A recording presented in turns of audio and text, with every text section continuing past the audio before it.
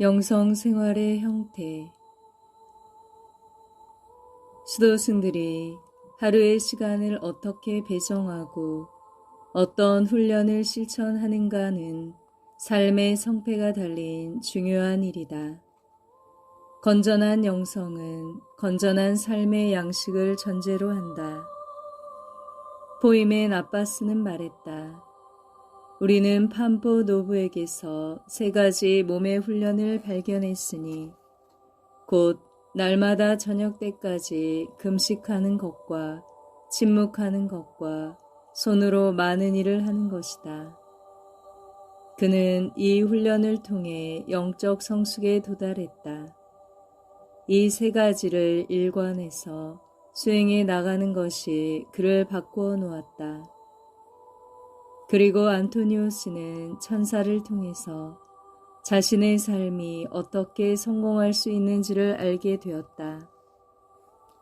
그는 거기 앉아 일을 하고 일하던 자리에서 일어나 기도를 하고 다시 앉아서 새끼를 꼬고 또다시 일어나서 기도했다. 그런데 보라, 그는 안토니오스에게 삶의 확고한 교훈을 주기 위해 보내어진 주님의 천사였던 것이다. 그는 천사의 말을 들었다. 너도 이같이 행하여라. 그러면 구원에 이를 것이다. 이 말을 듣자 그의 마음은 큰 기쁨과 용기로 가득 찼고 그같이 행함으로써 구원되었다. 기도와 일이 건강하게 조화된 분명한 일과는 부정적 감정들을 해소시키고 내적 안정에 이르는 길이다. 요하네스 노브로부터 또 다른 훈련이 전해진다.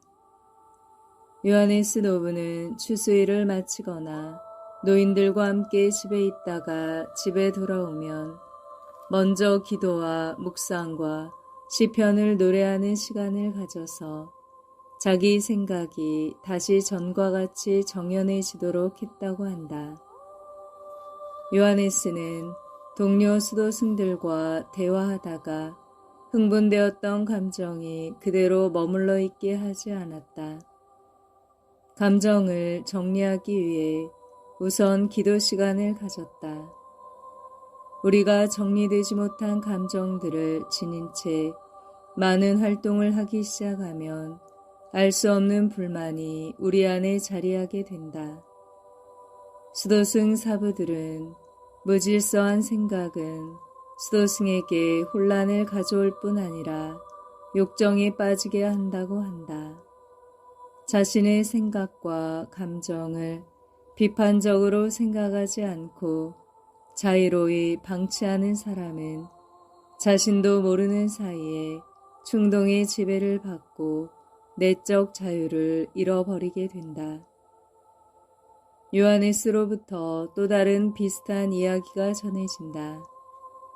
어느 날 그는 암자에서 교회로 가다가 다투는 소리를 듣자 수도원으로 되돌아가더니 집 주위를 3바퀴 돌고 나서 안으로 들어갔다. 그것을 본 동료 수도승 몇이 영문을 몰라 왜 그렇게 했는지 묻자 그는 대답했다.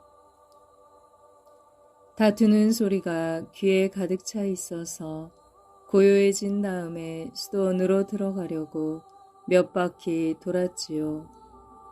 요하네스는 형제들의 문제를 돌보기 전에 먼저 자신을 자유롭게 했다.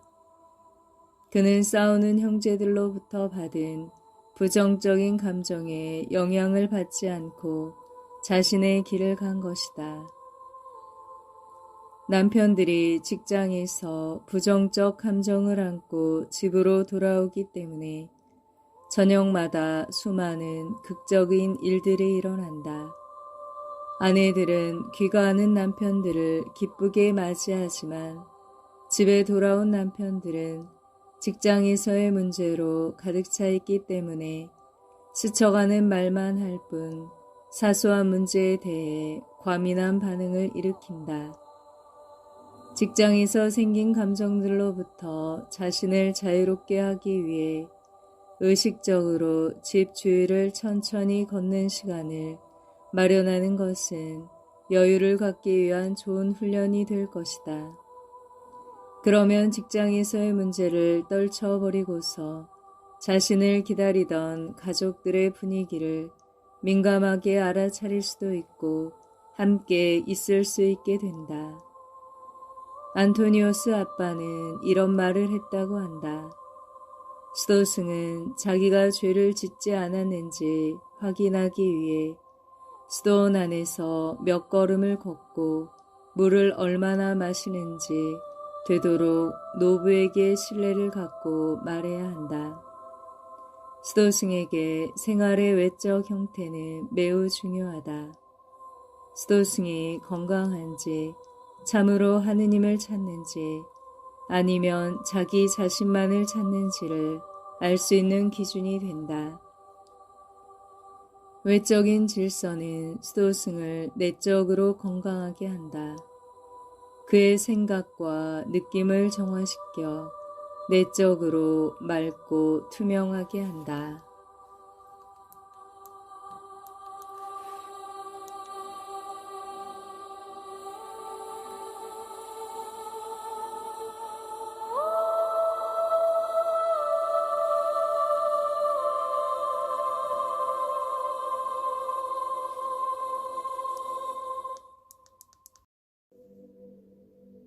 옛 수도승들의 영성은 삶의 형태를 이루어 나가는 힘이 있다. 오늘날 우리는 삶에 바탕하지 않고 영성에 관한 글을 쓸 위험이 있다. 그런 글은 구체적인 삶으로 제시되지 않기 때문에 삶에 힘을 주지 못한다. 어느 날 저녁 한 사제관에 머물 때 보았는데 주임 신부는 식사 중에 텔레비전만 보고 있었다. 나는 그가 다음날 강론을 자기 마음대로 할 것이라고 생각했다. 삶이 틀리면 강론도 틀리고 그의 영성도 가치가 없다. 스도승의 영성은 삶의 문화를 이루었다. 오늘날도 우리의 삶이 영적으로 깊어지고 외적으로도 드러나는 영성 생활의 문화를 발전시키기를 요구하고 있다. 스도승 영성 생활 문화의 길은 언제나 구체적인 훈련이다. 노부가 참된 스도승 생활로 향하는 길을 묻는 젊은 스도승에게 준 권고는 대개 다음의 세 가지였다. 동료들과 함께 살던 한 스도승이 제가 무엇을 해야 합니까? 하고 묻자 베사리온 노부는 대답했다. 침묵하시오. 그리고 다른 이들과 어울리지 마시오. 침묵과 포기, 다른 이들과 비교하지 않는 것은 스도승에게 적합한 훈련이다. 스도승이 이를 철저히 닫게 된다면 그의 생각과 느낌들은 정화될 것이고 하느님께 나아가게 될 것이다. 또 다른 길을 안토니오스가 제시한다. 판보 노부가 내가 무엇을 해야 합니까? 하고 묻자 안토니오스는 대답했다. 당신 자신의 정의 위에 집을 짓지 마시오. 지난 일에 대해 후회하지 마시오. 혀와 배를 제어하는 훈련을 하시오. 역시 복잡한 영적 생각들이 아니라 하느님의 신비와 인간의 신비 안으로 인도해 줄 구체적인 훈련들이다. 혀와 배의 절제, 침묵과 금식 외의 겸손도 하느님께로 가는 왕도임을 여러 다른 교부 금원에서 말한다. 수도승에게 겸손은 가장 큰 덕행이다. 사람을 가장 밑바닥에서부터라도 그 죄인이 악마와 같더라도 들어 올려주기 때문이다. 셋째 훈련은 지난 일을 후회하지 말라는 흥미로운 권고에 있다. 나는 고해 성사에 대한 강의 때 항상 자신의 죄를 통회하는 것이 얼마나 중요한지 가르쳤다. 확실히 통회하는 자만이 용서받을 수 있다. 그러나 우리는 때때로 통회하는 중에 스스로를 나쁘게 생각하고 죄를 씌우면서 되도록 많이 후회하게 되면 하느님 앞에 좋은 일을 한 것처럼 생각한다. 여기서 안토니우스는 말한다. 지난 일은 지난 일이다. 그것은 지나간 사건일 뿐이다. 우리는 계속해서 과거에 대해 생각하지 말아야 한다. 우리의 잘못이나 죄에 대해서도 마찬가지다. 우리는 지난날의 잘못이나 죄에 대해서 지나치게 슬퍼하지 말아야 한다. 그것은 이미 지나간 일들이다. 우리 자신과 우리의 죄를 바라보기보다는 하느님을 바라보아야 한다.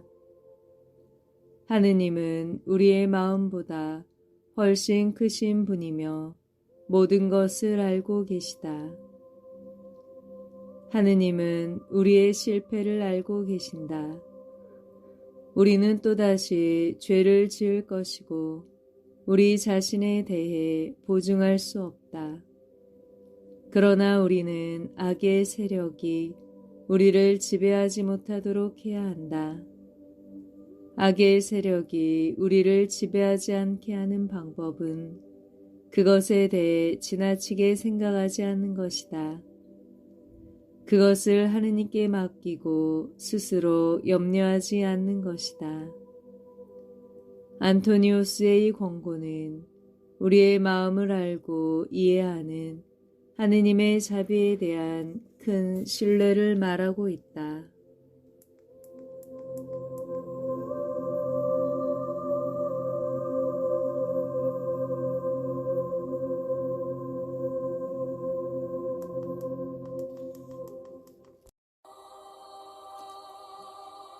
갈라타의 파울 아빠스는 자신이 하는 매일의 훈련에 대해 이렇게 말한다. 언제나 내 마음속에 이 세 가지가 있다. 즉, 침묵, 정신의 겸손, 나는 걱정이 없다라고 스스로 말하는 것이다. 여기서 다시금 수도승들이 우리에게 권고하는 것은 침묵과 종교인의 근본 자세인 겸손이다.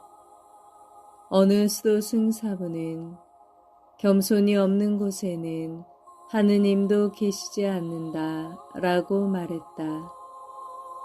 겸손은 하느님을 체험하기 위한 전제 조건이다. 겸손이 없으면 우리는 하느님을 우리의 생각과 원의에 예속시킬 위험이 있다. 여기서 셋째 훈련이란 염려하지 않는 것이다. 수도승 사부는 나는 걱정이 없다 라고 거듭 반복함으로써 훈련했다. 마음속에서 걱정이 떠오를 때마다 자신에게 분명히 이 말을 했다. 걱정이 없는 사람은 없다. 마르틴 하이데거는 걱정을 인간의 한 근본 특성으로 보았다. 인간은 근본적으로 자신을 염려한다. 하지만 내가 스스로 나는 아무 걱정이 없다고 말하게 되면 내 감정은 변화되고 내 안에서 하느님 현존에 대한 신뢰가 자라게 할 수 있다. 여기서 가리키는 것은 하느님의 현존을 의식하는 길이다. 내가 무엇을 꾸며서 말하거나 내 생각을 조작하는 것이 아니라 나는 아무 걱정이 없다 라고 거듭 말함으로써 우리를 염려하시는 하느님께 대한 신뢰의 복음을 구체적으로 실천하려고 노력하는 것이다. 오늘날 많은 심리학자들이 자신에게 긍정적인 말과 신뢰의 참 말들을 하도록 권장하고 있거니와 수도승들은 이미 언제나 이것을 실천했다. 옛 수도승들에게는 영적 생활이란 건강한 삶의 기법을 의미했다. 수도승들이 장수한 것은 수덕 생활을 통해 삶을 부정한 것이 아니라 오히려 삶을 촉구했기 때문이다. 수도승들은 고대 의학에서 가장 중요시한 건강 비결인 식이요법을 영적 생활에 적용시켰다. 그들은 균형 잡힌 영성 생활을 건강한 삶의 비결로 이해했다.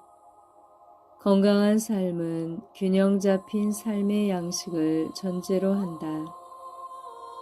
그래서 수도승들은 하루의 시간 배정을 기도와 일, 깨어있음과 수면, 식사와 금식, 고독과 함께 입씀 등 명확하게 구분하고 조화를 이루어 건강한 삶을 위한 원칙으로 권장했다.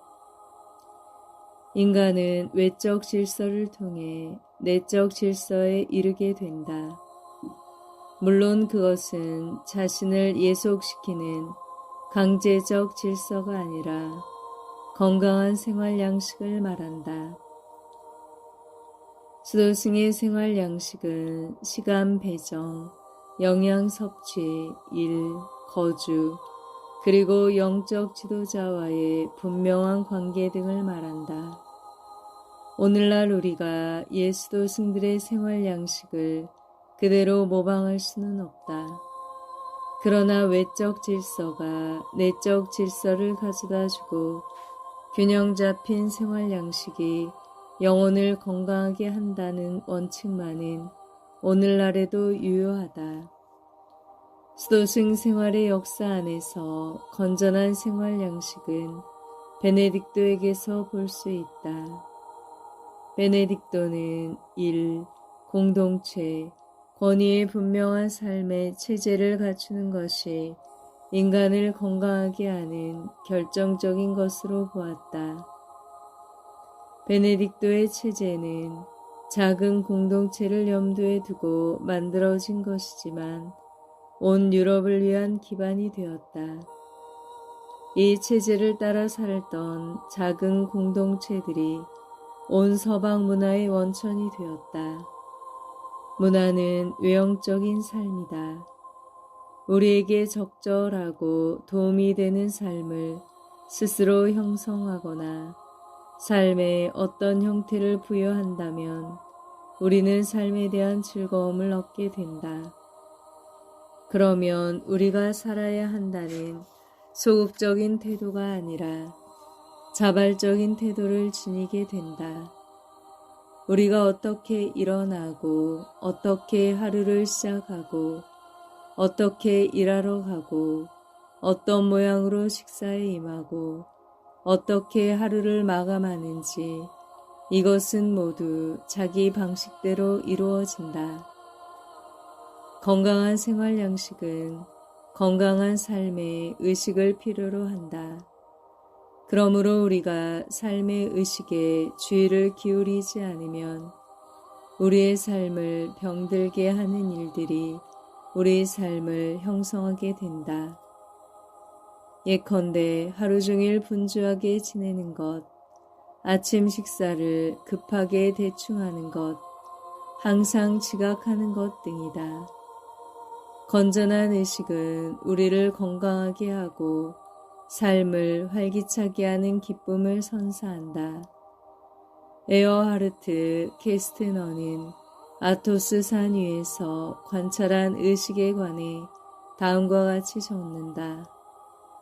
세상을 얻고자 하는 충동과 더불어 아주 오랜 것에서 언제나 같은 것을 만들어내고자 하는 타고난 충동이 있다. 의식 안에서 영혼은 평안을 느낀다. 그것은 영혼의 튼튼한 거처이다. 그래서 그 안에 머물게 한다. 여기 가득 찬 그릇, 영혼의 성반이 준비되어 있다. 평범한 재물과 평범한 성찬이다. 머리는 새로운 것만을 원하지만 마음은 언제나 같은 것을 원한다.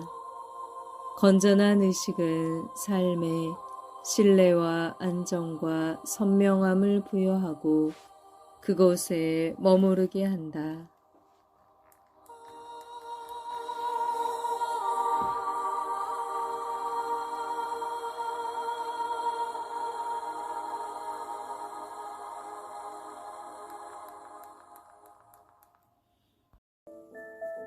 구독과 좋아요는 복음 전파의 시작입니다.